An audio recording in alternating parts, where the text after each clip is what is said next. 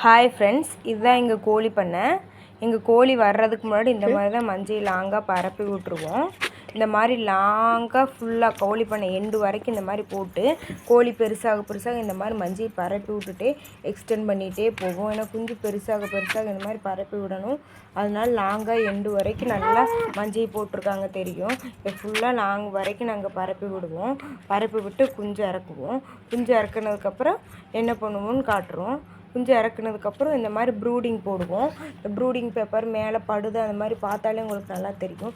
ப்ரூடிங் paper போட்டு தான் குஞ்சவே இறக்குவோம். குஞ்சு இறக்குனதுக்கப்புறம் எப்படி இருக்குன்னு பாருங்கள். இந்த மாதிரி குஞ்சு இறக்குனதுக்கப்புறம் இந்த மாதிரி நடுவில் செட்டி வைப்போம். எதுக்கு இந்த மாதிரி வைக்கிறோன்னா, குஞ்சு வந்து ஹீட்லேயே இருக்கணும், இல்லைன்னா வீக்ஸ் ஆயிரும். அதனால தான் இந்த மாதிரி ஹீட் வைக்கிறோம். இது ஒரு 10 டேஸ்க்கு வைப்பாங்க. இந்த மாதிரி ஹீட்டு பார்த்தாலே உங்களுக்கு தெரியும், கோழி ஃபுல்லாக ஹீட்டில் தான் நிற்கும். இந்த மாதிரி ஹீட்டில் வளர்ந்ததுக்கப்புறம் கொஞ்சம் பெருசாக அந்த படுதா, இந்த ப்ரூடிங் பேப்பர் எல்லாத்தையும் எடுத்து ரிமூவ் பண்ணிடுவாங்க. கோழி பெருசாக நமக்கு தேவைப்படாது. Thank you friends. இந்த வீடியோ பிடிச்சிருந்தா லைக் அண்ட் சப்ஸ்கிரைப் பண்ணுங்கள்.